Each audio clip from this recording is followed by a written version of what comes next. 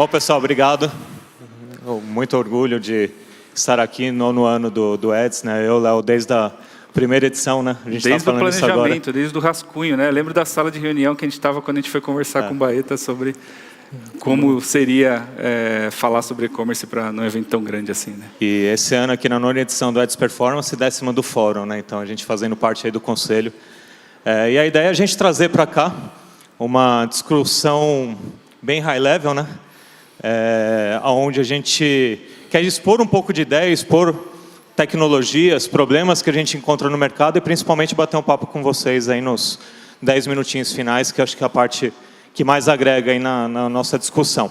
Então, para começar, eu palestrei agora há pouco, né, na trilha de UX CRO, discuti bastante esse ponto, acho que aqui só para trazer um ponto, né, só para reforçar isso. Quando a gente está falando de venda, e como o próprio tema nosso diz, né, muito além da mídia, acho que essa questão do propósito é o ponto de você ter o porquê, o que você vai vender, por que você vai vender, por que a pessoa que está entrando no seu site, na sua loja, vai comprar contigo. Que valor que você entrega para essa pessoa, então isso é extremamente importante.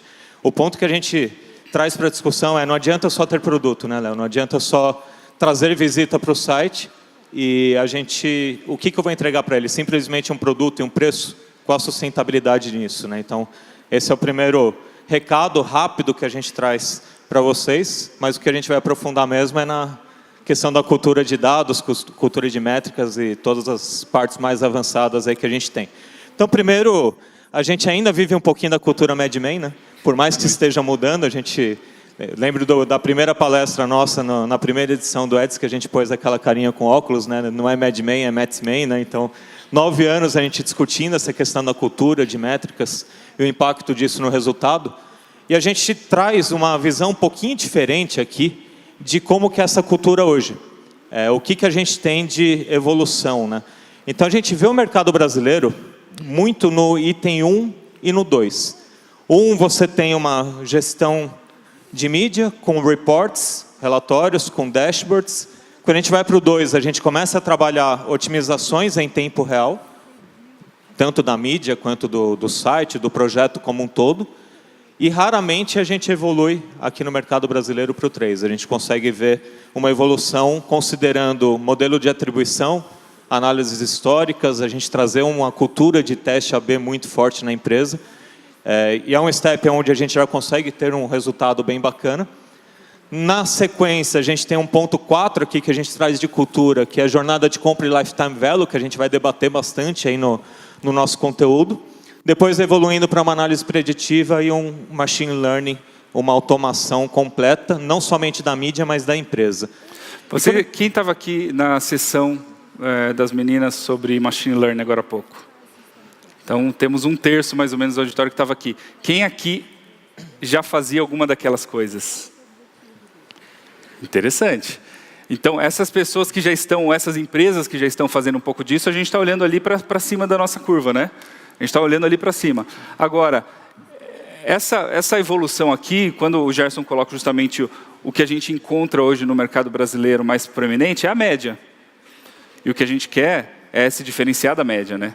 Então, se a gente não está fazendo isso, se a gente não está indo além desse básico aqui, a gente provavelmente não tem diferencial frente aos nossos concorrentes, né? E principalmente começar a estruturar esse machine learning quase que de forma proprietária, né? Com DMPs, com dados. Porque jogar para o Google, para o machine learning do Google e do Facebook é extremamente eficiente. É um primeiro grande passo que a gente tem. Só que ambas as ferramentas elas acabam trabalhando com os dados do veículo, né, próprio. Então, vem esse trabalho de modelar a informação para a gente alimentar esse machine learning, que é extremamente importante para que o todo funcione. E quando a gente olha para esse primeiro quadrado, né, para os 3 primeiros blocos, a gente considera essa cultura, ela é uma visão básica, uma visão de departamento ou de parceiro. Quando a gente vai para a sequência, a gente está falando de um novo mindset na empresa. É de fato trazer uma cultura de tecnologia muito forte. E levanto isso muito para o nosso dia a dia. A gente está falando no primeiro bloco, a gente falar de mix de mídia, a gente falar de atribuição no ambiente digital e a gente falar de ROI atribuído. Quando a gente vai para a sequência, a gente está falando de vários outros fatores. A gente está falando de ser preditivo no consumo, a gente está falando de lifetime value, de fato entender o comportamento do cliente, uma visão omnichannel, uma visão omni-marketing, extremamente importante. Hoje a gente ainda vive um mercado que separa brand e performance, que separa e-commerce de lojas ou e-commerce de varejo. Então, como que a gente de fato integra isso e tem uma visão única?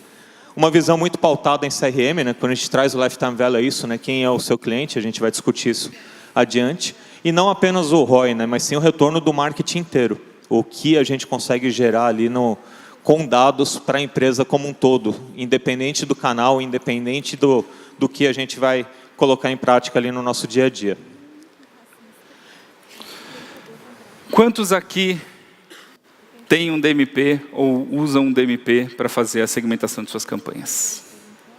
Vi uma mãozinha, tímida, mas vi. 2, 3, não está mais tímida, é isso aí, 4, meia dúzia de pessoas.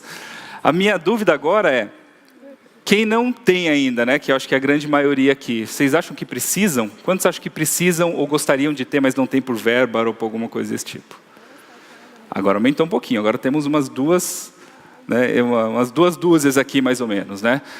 A grande pergunta é, a gente precisa de uma DMP? A gente precisa comprar uma nova plataforma para fazer tudo isso que a gente quer?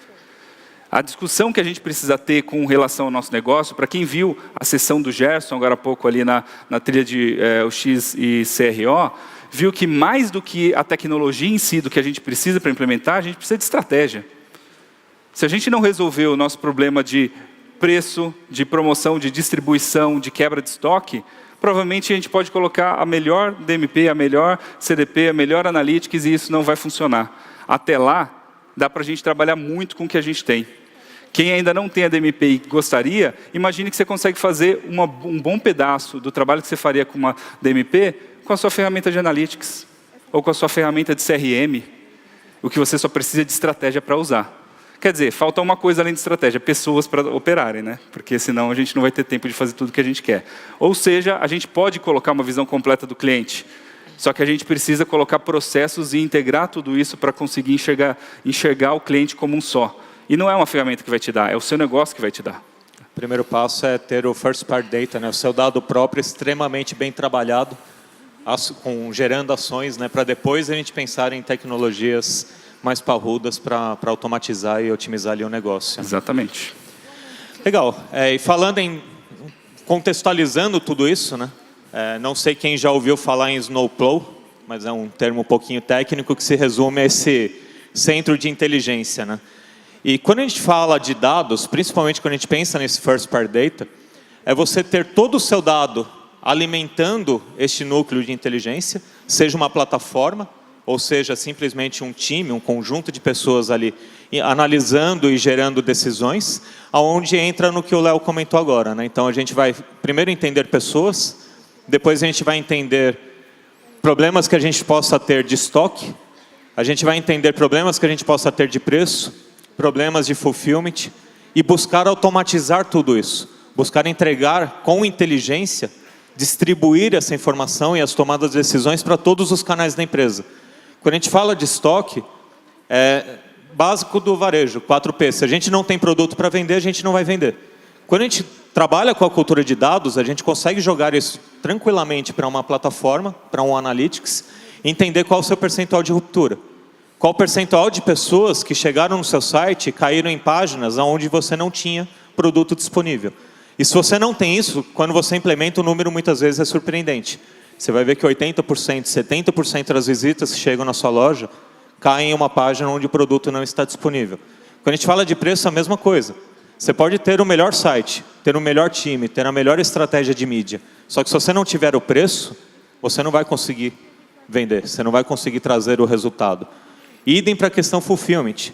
De novo, quem é o nosso cliente, né? Como que a gente entrega o que ele quer? Se eu tenho um cenário onde nosso cliente ele vai entrar, vai ver, porra, teu produto é legal, o preço está legal, mas leva 20 dias para me entregar o produto e um frete está altíssimo. A pessoa vai buscar outra alternativa, porque a gente não está entregando o que ele espera. Tudo isso é básico quando a gente olha isoladamente, mas quando a gente fala em Snowplow, é de fato você jogar isso para uma plataforma de dados e criar toda essa inteligência e automações para cada pedaço desse. A gente chegar lá naquele último step de Machine Learning, para trabalhar a precificação do site automática, para a gente trabalhar um fluxo de supply automatizado, entender de forma preditiva quando que cada um dos produtos no meu site vai acabar e já acionar a área responsável por trazer, antes da ruptura. Entender o cliente, né? A gente vai evoluir bastante nisso, o entendimento do cliente, o entendimento da mídia. Então, quando a gente fala dessa plataforma de dados, é isso, né? E falando em entender o cliente, né? Como diria um filósofo recente, moderno, deixa acontecer naturalmente, né? E o filósofo dizia isso porque, na verdade, a gente precisa olhar para o caso de uso, para a ação, para o que a gente quer otimizar. O que vem por trás, a tecnologia, vem a reboque disso. Então, se a gente vai fazer isso com um banco de dados, se a gente vai fazer com CRM, com DMP, não importa. Isso vai vir com o que você precisar. Provavelmente as meia dúzia de pessoas que levantou aqui, que tem uma DMP, provavelmente chegaram ao ponto de precisar disso para conseguir orquestrar.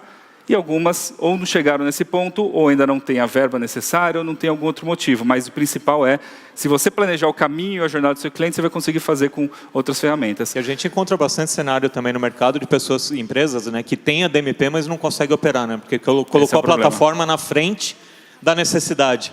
Tem aquela regra, né, do Avinash, é um post interessante para quem não conhece o Avinash Kaushik, depois procura no Google ou mande e-mail perguntando aí, né, uma mensagem perguntando qual que é o nome desse indiano maluco que trabalha no Google. Ele falava que se você vai gastar um dinheiro com dados, gaste 90% com pessoas e 10% em ferramenta.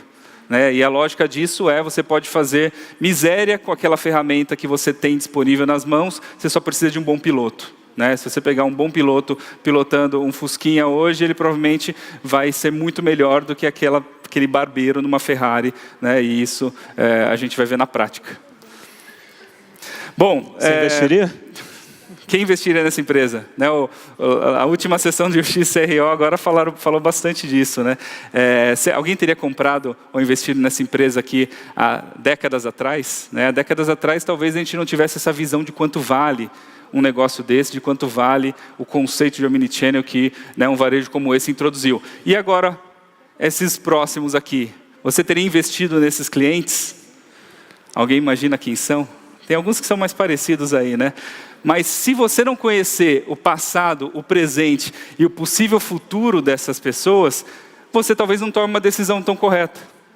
E esses clientes aqui se transformaram em nada mais, nada menos do que, né, os nossos artilheiros mais recentes aí. É a mesma coisa com a base de clientes de vocês. Vocês estão comprando o CPA menor, vocês estão comprando o CPC menor, vocês estão comprando a conversão maior e o valor que ele traz para o negócio. E o valor potencial que ele pode trazer. Tem gente fazendo uma compra hoje, mas que com certeza vai voltar daqui a alguns meses e fazer uma outra mega compra. E aquele cara que fez 10 compras com você, essas 10 compras foram na Black Friday, quando ele só estava procurando desconto. Quem vale mais? Aquele cara vai comprar de você todo mês um pouquinho, que vai te dar uma boa margem, ou aquele que vai só comer a sua margem nas promoções? É para isso que a gente tem que começar a trabalhar essa visão completa do cliente, do retorno que ele pode trazer para a sua empresa. O Lifetime Value é um assunto que hoje está em várias das trilhas que a gente tem aqui, em várias palestras vocês vão ver a mesma discussão, e vale muito a pena vocês começarem a olhar as suas campanhas e a estratégia de vocês de acordo com o que vai ser gerado de resultado com esse cliente. Não só quanto ele vai gerar de receita, mas qual vai ser a margem que ele vai deixar, quanto ele já deixou, e qual o potencial dele deixar de receita e de margem para o futuro. Aí a gente consegue entender ele um pouquinho melhor. E tudo se resume a conhecer a pessoa, né? Conhecer o nosso cliente. Hoje a gente tem um cenário com diferentes gerações, diferentes comportamentos. Como o Léo falou, você vai ter a pessoa que vai comprar no desconto, na data sazonal ali que tem a oferta. A gente vai ter a pessoa que vai comprar com a gente de forma recorrente. A pessoa que entrou, comprou, teve uma experiência e não voltou mais. De novo, vamos resgatar a questão do propósito. Mas quem são essas pessoas, né? Como que de fato a gente consegue entender todo mundo? E não é quem compra só no e-commerce. É quem compra no e-commerce, quem compra na loja. Como que a gente monta uma estratégia totalmente integrada, tendo como foco único e exclusivamente o cliente. Levando o produto correto, a mensagem correta para cada cluster de pessoas. Hoje, uma comunicação para uma geração Z, para um milênio, ela tem que ser diferente do que uma comunicação para um boomer, para uma pessoa mais velha. E ambos têm seu valor, ambos comprarão conosco, então a gente precisa entender e comunicar. E como que a gente faz isso, né? A gente tem várias possibilidades, né, de conhecer e de aplicar. E quando a gente traz isso para um cenário dos 4Ps, de novo, né, sem esquecer, batendo na mesma tecla, a gente traz alguns pontinhos aí com destaque, né? Quando a gente fala de produto, de novo, a questão de ruptura. Vamos ter um número e vamos medir. A gente já explorou esse conteúdo na palestra anterior. Quando a gente fala de preço, a mesma coisa. Percentual de competitividade, automação, como que a gente se torna competitivo e inteligente para vender com margem, com lucratividade, na empresa como um todo. Agora, quando a gente fala de praça e de promoção, acho que a gente tem muita coisa para explorar, né? A questão de gestão de canais é muito interessante, porque a gente está falando da própria empresa. Pô, vamos trabalhar um preço no e-commerce e um preço na loja física. Será que o consumidor não vai ficar confuso? Será que a gente não vai tratar ele de uma forma com que ele vai ter uma trava na aquisição? Ou a gente pode ir além, marketplace. Vamos jogar um produto no marketplace que estará muito mais barato do que no meu próprio canal. Será que ele vai comprar no meu canal ou vai comprar no marketplace? Ou varejo, como um todo, falando aí de um lado especificamente da indústria, né? Se eu vendo no varejo mais barato do que eu vendo dentro do meu canal, o consumidor vai entrar na nossa loja, vai ver toda a informação e vai comprar no varejista. Ele está atendendo a necessidade dele. E a gente precisa, com dados, entender isso e gerar o melhor insight, gerar o melhor planejamento ali que a gente possa ter. A questão de UX, o Doc vai fazer uma palestra de encerramento na sala de UX Hero só para falar de UX, mas vamos investir no visual merchandising do nosso canal como um todo. Um site que não traga experiência, que não passa mensagem, naturalmente a gente converte menos. Não adianta jogar dinheiro de mídia que a gente não vai converter. Frete prazo de entrega foi o que a gente falou. Se a gente não atender a necessidade do consumidor, a gente perde. O exemplo que eu dei lá na sala, repito aqui, questão do Rappi. O Rappi veio atendendo muito esse last mile, que a grande maioria das empresas não estavam conseguindo entregar. Cumprir a necessidade que o consumidor tem. O consumidor quer aquilo na hora. O e-commerce não entrega na hora, por isso que ele vai no físico. O Rappi ele veio muito atendendo essa última milha e essa necessidade do cliente. Vamos ver os próximos passos aí do que vem pela frente, né? Agora falando de mídia, né, Léo, de promoção. Primeiro a questão de CPA, né? Quando a gente fala de varejo, a gente vê muito claramente, vamos trabalhar com todas as mídias focadas em CPA. E a gente discute muito isso no conselho, discute muito em todos os canais possíveis. E você já falou, né, um pouquinho anteriormente, o quão crítico isso pode ser, né? Porque a gente vai trazer, vai fechar uma negociação, vira quase que no esquema Vampeta, né? Eu finjo que te pago, você finge que joga, e nem sempre a negociação está fair para os dois lados, ou a gente está conseguindo ter o retorno que a gente quer. E quando não é fraude, né? Quando não é fraude, que aí a gente coloca cookie drop na jogada, a gente vai colocar um monte de outros fatores. Aí vem a importância de tudo que a gente vai falar aí na sequência, né? Questão de atribuição, de O2O, entendimento de jornada, o marketing, o ROM ali que eu coloquei de novo, ou o ROI analisado corretamente, né? Porque no fim das contas é tudo uma coisa só, né? O cliente é o mesmo, né? O cliente não escolhe, enfim, como ele quer consumir. Ele vai consumindo e você vai seguindo a jornada dele. Ele não diz, não, eu não gosto aqui desse tipo de canal, e então eu vou boicotar todo mundo que tenta me vender. Ele não faz esse tipo de julgamento. Ele vai onde tem mais conveniência, mais facilidade, e de acordo com a geração, isso é muito diferente. Tem menino que compra produtos caríssimos pelo mobile, pelo celular. E tem algumas gerações que não colocam R$5 numa compra online porque acham que vão roubar o cartão na hora que ele colocar o cartão de crédito ali. E isso tem que ser segmentado. Agora, é a mesma experiência. Comprar na loja ou comprar no site, o dinheiro vai para o mesmo bolso. Por que a gente concorre? É lógico que tem alguns conflitos de canais, né? Quantos aqui tem alguma empresa que passam por conflitos de, cara, o preço da loja é diferente do preço do site, e isso dá uma briga interna? Vamos dizer que tem 30 pessoas aqui, né? Contando aqui na visão periférica. Cara, isso dá uma briga gigantesca, mas dá para a gente fazer, dá para a gente resolver isso, dá para a gente levar para os executivos e colocar isso para funcionar de um jeito melhor, senão todo mundo vai sair perdendo. Senão a gente quer ganhar mais com o site e o cara da loja física vai ganhar menos. E a gente não precisa fazer isso. A gente pode trabalhar em conjunto e pode enxergar ele em conjunto, que é o mais importante. Ou a gente pode ir além, né? Do total de investimento de mídia que a gente traz para o site e a gente fica brigando pela conversão e acaba não convertendo, quantos compram na loja física? E a gente fica olhando o P&L do e-commerce, considerando o investimento total de mídia, aquela conta quase nunca fechando, brigando por um ROI impossível de chegar, porque é um ROI com uma visão que está errada, na grande maioria das vezes. E o consumidor, e a gente está gerando resultado para a empresa como um todo, né? Então, como que a gente traz de fato essa visão do investimento total que a gente faz em digital, da pessoa que vem para o nosso site, ela simplesmente não compra porque ela viu o produto e foi na nossa própria loja e comprou. Então, como que a gente traz esse número para o nosso dia a dia para a gente poder otimizar o resultado, né? Então, a gente tem várias possibilidades com métricas, aqui só para ilustrar, desde um simples Store Visits até uma coisa mais aprofundada, com base no Analytics, né, para a gente poder fazer o tracking e a distribuição melhor dos canais, né, do orçamento da mídia. Mas o ponto mais importante é a gente entender essa jornada. Quem do nosso cliente compra na loja, quem do nosso cliente compra online, em que momento ele compra e planejar a nossa comunicação em cima disso. E na hora que a gente vai entender que canal ou comunicação influenciou o nosso resultado ou gerou o nosso resultado, a gente pode escolher dois caminhos aí, né?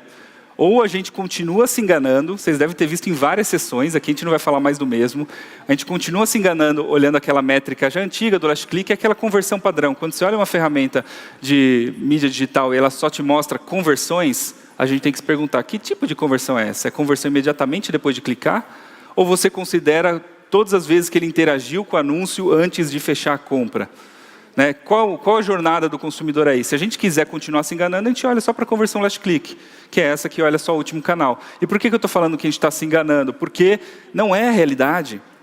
Você vai ali cortar o orçamento de um canal de mídia que está gerando uma interação, um engajamento, levando pessoas para comprar na sua loja física, ou apoiando uma jornada que vai acontecer depois em outro canal, sendo que você poderia olhar como um todo e fazer o corte certo. Quando a gente olha o pedacinho que é o last click, a gente está cego, a gente não está vendo a jornada inteira. Como a gente tem falado, né? A única certeza que a gente tem no last click é que a gente vai errar a estratégia. Exatamente. De resto, quer dizer que você não vai sorte. melhorar se você usar? Quanta gente aqui já não usou last click nos últimos 10 anos e cresceu bastante? Tem muito mato alto para cortar, é verdade.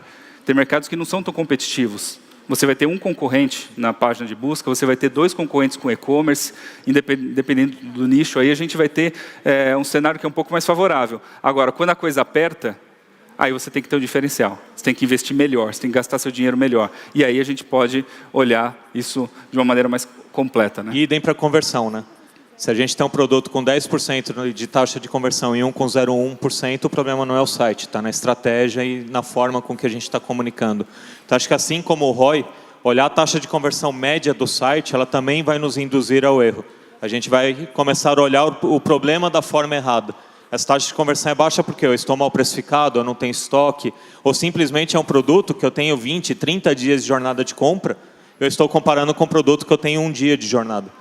Então, a gente tem que entender essa jornada, entender o nosso cliente para a gente montar a estratégia corretamente. E não é que falte ferramenta, né? Ferramenta tem disponível. A própria Analytics mesmo já as nos gratuitas, dá todo o insumo de forma gratuita. Agora, e se você está trabalhando a jornada do consumidor e ela inclui esse bichinho malvado que são os apps? Né? O bichinho malvado que são os apps, eles são malvados porque, alguns vão até me criticar por falar isso, né? Mas eles são malvados porque, na verdade, eles colocam mais um degrau na jornada do consumidor até a compra. Eles colocam mais um empecilho que é você ter que instalar o app. Uma vez instalado, isso pode até ficar mais fácil, mas eventualmente problemas, erros, desvios de caminho, ele estava fazendo a compra, clicou ali para viu o seu anúncio e foi para a loja e no final acabou fazendo um download do Candy Crush e esqueceu. E não é só isso, problemas, erros, você não consegue linkar todas as plataformas de uma maneira tão precisa. Ou seja, você acaba engolido por um buraco negro dos aplicativos. Para a gente trabalhar isso, a gente precisa enxergar a jornada dos aplicativos de uma outra maneira. Se vocês, na trilha de amanhã de Tech and Data, a gente vai ter uma sessão só sobre isso. E vocês vão encontrar algumas opções. Se você se basear somente no seu Analytics padrão, você não vai conseguir olhar para o cenário completo. Você vai precisar de Firebase, vai precisar de Adjust, de AppsFlyer. Tem um stand de AppsFlyer aqui, vocês também podem conhecer como é que eles funcionam. Para você não achar que você não está vendendo no aplicativo porque é uma droga, porque sua campanha é ruim, ou porque você não tem um produto interessante. Provavelmente o que pode estar acontecendo é a sua jornada mobile ainda não é a melhor e a gente precisa otimizar. Só uma curiosidade, quem tem aplicativo hoje na empresa que trabalha? Para fazer vendas, né? Para vendas. Pouca gente ainda. São poucos. Volta uma pergunta rápida para você. Faz sentido para todo mundo? Nem para todo mundo nem sempre faz sentido, né? Porque aplicativo ele é uma plataforma diferente de interação. E alguns vão preferir não ter uma plataforma diferente. Imagina o custo que você tem para manter um aplicativo, para depois ter que lutar ou brigar por um tipo de cliente específico. Existem outras opções, né? Existe Progressive Web Apps, existe Web Apps ou Mobile Web, que a gente consegue fazer campanhas. Eventualmente, na verdade não é nem eventualmente, né? Tem algumas pesquisas que dizem que a experiência com aplicativos acaba sendo um pouco mais fácil. O UX dos aplicativos são um pouco mais fáceis para realizar algumas compras. Mas não adianta nada se você não souber gerenciar com dados, né? Só que tem que trazer experiência, né? Porque acho que o aplicativo é uma coisa que a gente se baseia muito nos números de fora. E quando a gente vem para o Brasil, a gente tem um cenário que é o tamanho de espaço do celular, né? O Brasil, prioritariamente, é um país de classe C, D, onde os espaços no celular são minúsculos, então a gente vai brigar com todo mundo, né? Com Tinder, com Rappi, com Facebook, Instagram. Todo mundo. E você tem que fazer isso funcionar muito bem, Tem que fazer isso funcionar muito bem, porque se você anunciar uma televisão no buscador, a pessoa clicar no buscador, entrar para a loja, ela ficar pensando, peraí, o que eu tenho que fazer? Tem que fazer um download, instala, faz o download na hora que ela abre o aplicativo, onde é que ela cai? Na home da loja. Caraca, e a pesquisa que ela tinha feito? E o produto que ela tinha visto? Dá para a gente fazer muito melhor isso, dá para a gente usar deep links, dá para usar outras estruturas e fazer isso melhor, né? E para tudo isso, né? Adianta a gente dar 3 pulinhos para resolver tudo isso? O que depende? Por que a gente está aqui falando? Porque a gente quer mais tecnologia? Porque a gente tem que gastar mais dinheiro com tecnologia? Às vezes o caminho não é esse. O caminho é muito mais pessoas, né? E cada vez mais complexa, né? Não é simplesmente mais um analista de BI, né? Acho que para tudo que a gente está falando, DMPs, construções de first party data, de automações, os perfis são diferentes, os perfis são complexos. Só que tem que vir na cultura da empresa, tem que vir de uma mudança de mindset e, naturalmente, o resultado vem, né? Se a gente for olhar a Amazon, se a gente for olhar a Alibaba, se a gente for olhar os grandes cases que a gente tem no Brasil, todos eles são quase que uma migração baseados em dados, de empresas de varejo para tecnologia, né, Nasser? Aí o Nasser vai fazer a ponte aí com um conteúdo completo para vocês na sequência. Exatamente. E faz sentido dizer que aqueles perfis, até volta um pouquinho ali, aqueles perfis são fáceis da gente encontrar? Não adianta ser um loguinho que ele não vai encontrar para a gente um data scientist para trabalhar com a gente amanhã, né? A gente tem que formar, a gente tem que treinar, a gente tem que investir, a gente tem que pagar um salário adequado, a gente tem que reter essa pessoa, a gente tem que ter desafios suficientes, né? Em tecnologia já é difícil, imagina em tecnologia para dados. Né? O nosso camaleãozinho, o nosso unicórnio aí, né, que é tão difícil de achar, ele precisa de ajuda nossa para que a gente recrie e replique esse perfil. Só que se fosse fácil, todo mundo faria, né? E a gente coloca como quase que mandatório ter essa cultura de dados na estrutura das empresas hoje para que se tenha sucesso, né? Dados e tecnologia. Exatamente. Vamos planejar bem a equipe e fazer essas pessoas entrarem, porque se elas não entrarem, a gente vai ficar cada vez mais dependente dos players, dos canais de mídia, vai ficar dependendo de outros, né? Outras empresas para o resultado que é nosso, para a inteligência que deveria ser nossa, que precisa estar dentro da empresa, né? Eu vou dar um recadinho também para amanhã. A gente vai ter uma trilha só de Tech and Data.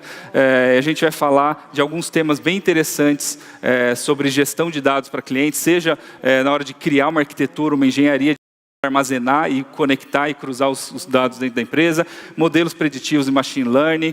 A gente vai ter uma sessão também só sobre o App Analytics e falando desse desafio que é medir campanhas em apps e a experiência em apps. Vamos ter também uma sessão sobre Enhanced E-Commerce e atribuição, isso no Google Analytics, né? E finalizamos com Lifetime Value. Então, amanhã, a partir das 2 da tarde, se não me engano, acho que é isso, a gente vai ter essa trilha, não, a partir do meio-dia, corrijam, o ponto aqui me falou, né? A partir do meio-dia, a nossa trilha vale muito a pena para a gente discutir isso mais em profundidade, tá bom? E detalhar tudo que a gente falou aqui, né?